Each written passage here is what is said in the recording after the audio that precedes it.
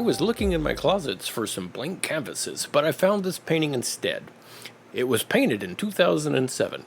I painted it, I varnished it, I even displayed it, and at the time I liked it, but there was always something wrong with it.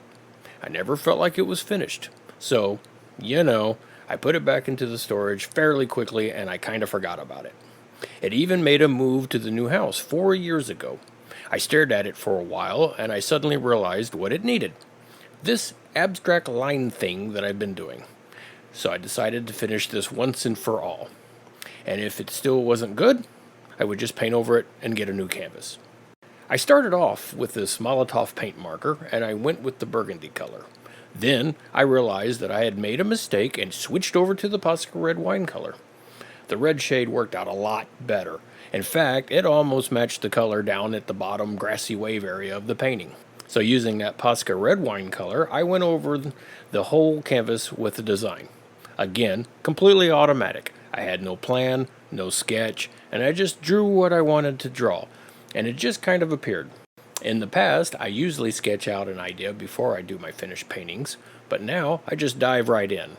I have discovered that it's an emotional up and down because during the drawing process, I alternate from loving and then hating it. Sometimes I'm tempted to stop and destroy the canvas with an axe, throw it out the window, or bury it in the yard so it can never hurt anyone again. But if I soldier on and I just keep pushing it and I don't worry so much, then it seems to blossom into something kind of interesting. So basically, I'm learning to let go and just let things happen.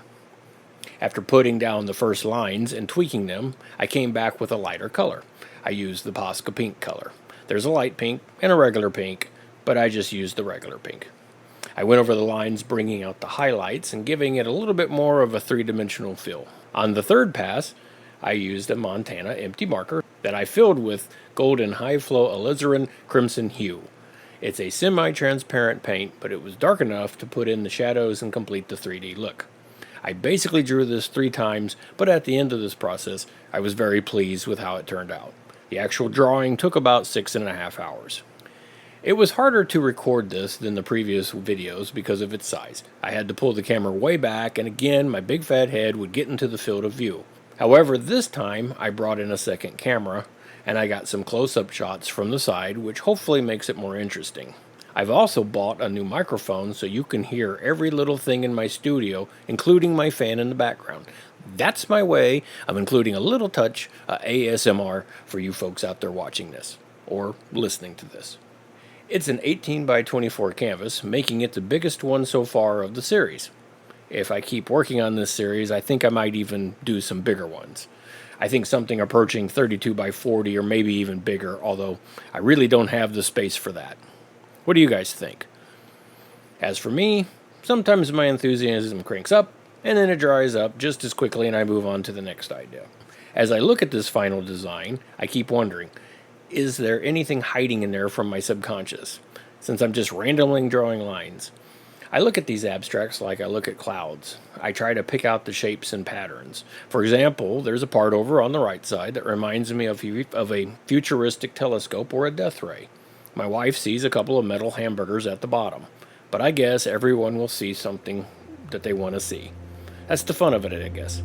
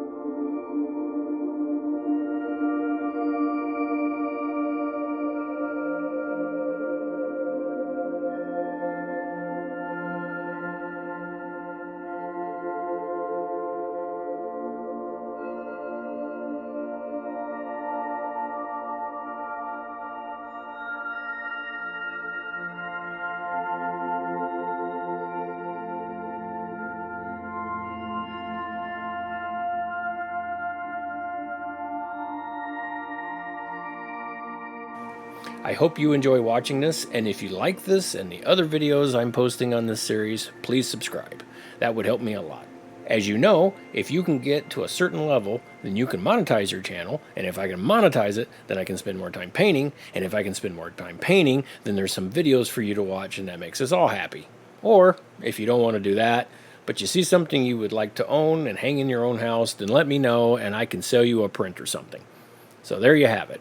Take care, be creative, and I will see you soon. Maybe.